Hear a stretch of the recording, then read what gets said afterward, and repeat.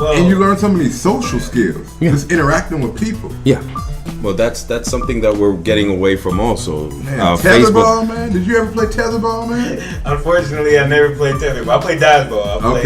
Dodgeball. We'll take that. But man, we played everything. Yeah. We played kickball, tetherball. Did you ever play Errors? We played Errors. What is Errors? Errors was a game where we had a very strange looking schoolyard where I went to school in elementary school, and we had this huge brick wall.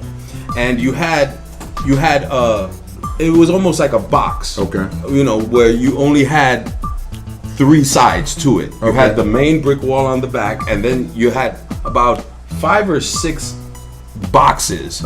And what you did is you lined a bunch of kids, usually about 4 kids, along one wall, and then one kid would take a Spalding and he'd hit it.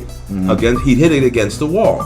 Now the idea was for the kid on the other team to catch the ball. If you didn't catch it, error.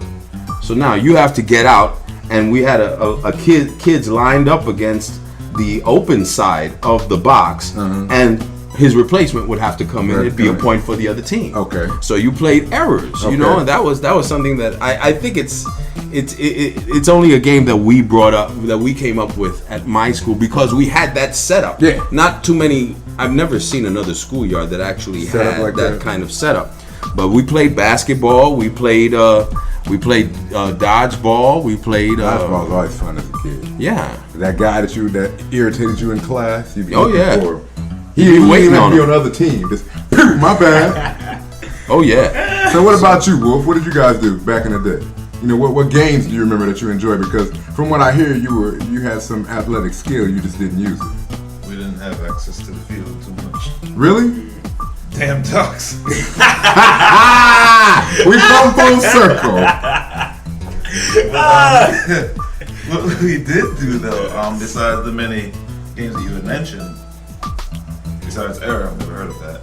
The big thing was something called suicide, aka peg ball. What is that?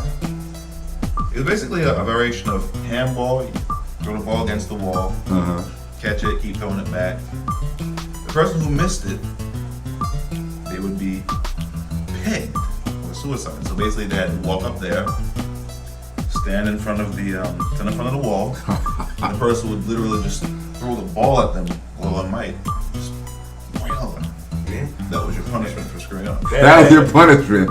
Yeah, it sounds like a variation of Errors and dodgeball. Pretty much. But recess allows you to explore your imagination. It allows you to come up with stuff, Yeah.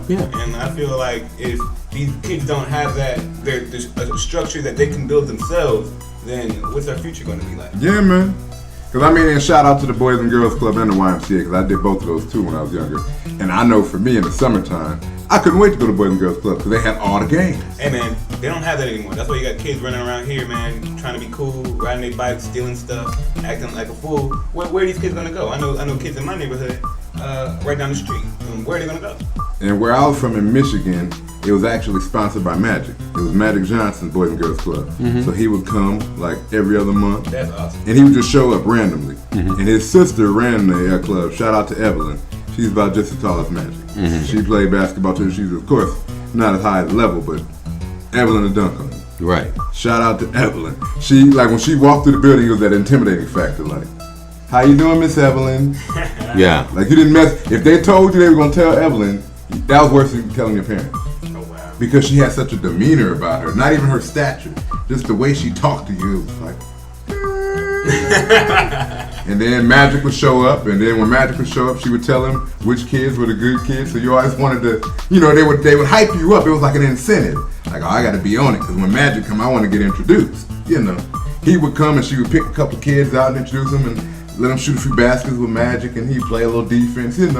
So that's stuff like that, man. They don't do stuff like that anymore. That's huge. Very nice. That's huge. Yeah. I love it. Well, Magic is from my hometown. So, in the midst of all his lifestyle, when he had a chance, he'd come back home. He would come back home a few times a year. He would sponsor a high school event. He would come to the club. He would do a local party, and then he would fly back out. But for that moment he was there, it meant a lot to a lot of people because he is very community oriented. Shout out to Magic. And yeah, man, I think about stuff like that, like just getting out of the house and doing things outdoors. Like I said, you got to take out a loan for everything, man. I'm already up against the books as it is. Yeah, and these kids are incredibly antisocial. Their socialization is through the computer, as you said. There was a story happened, I believe it was in Taiwan. A young lady committed suicide while she was on chat on Facebook. Yeah. She told them that I believe she was burning charcoal in the house, and she closed all the windows, and she was describing the suicide as it occurred. Nobody who was on the chat actually called authorities or actually tried to save her. Do anything. Yeah. Her mother found out a number of hours later, and I don't know where she was, but anyway, it turned out that she killed her. She did herself in while chatting on Facebook. And that's it's a lot of common stories like that, man. These people are using this social media for way too much, for the wrong stuff. We were just talking about that before we got on air about the things that are available online that you can watch. Right. To pretty much you can watch executions now. Yeah. People being killed or whatever it may be. You can watch murders, you can watch snuff films, and it's all online. So again, we come full circle. What is this television and this internet? It's a great medium. It opens up a lot of doors, but when in the wrong hands. Yeah, if you don't have responsibility attached to it, those were things that we didn't have access to. I mean, we couldn't. I mean, the biggest thing that we had access to back in the day was, if you could slip into a newsstand and maybe grab a Playboy or something. Wow. That was the biggest deal, but now it's a click away. Yeah. Well, like they don't have laws for the internet. Yeah. Like it's impossible to regulate something that's so broad and so it's the World Wide Web. It's across the entire world. Yeah. So Which is fine if people were more responsible, but people aren't. Yeah. People are less responsible now than they used look to at the be. history of a human being. All right, we're So- very responsible people. No, we weren't in the first place. So and now it's just reached a level where we really don't care. I don't think people really know how to handle the internet, and I think it will take time for people to realize the damage that it really can do. I mean, people already, can see what it can do. Like look at online gaming, how people, they spend their lives instead of outside, they spend their lives through a game, like World of Warcraft or something. Yeah. Their friends are on these games. Right. Yeah. You know what I'm saying? There are a lot of people like that. Yeah. I should have a support group for people who are on World of Warcraft. Really? Well, I They mean, cannot get off. I have a cousin who plays the game. I've tried the game out. I've tried plenty of MMORPGs. Those are multiplayer. I don't.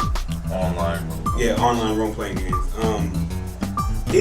It's fun, but I mean, it's fun to a degree. I never liked sitting down in front of a game long enough where I'm tired.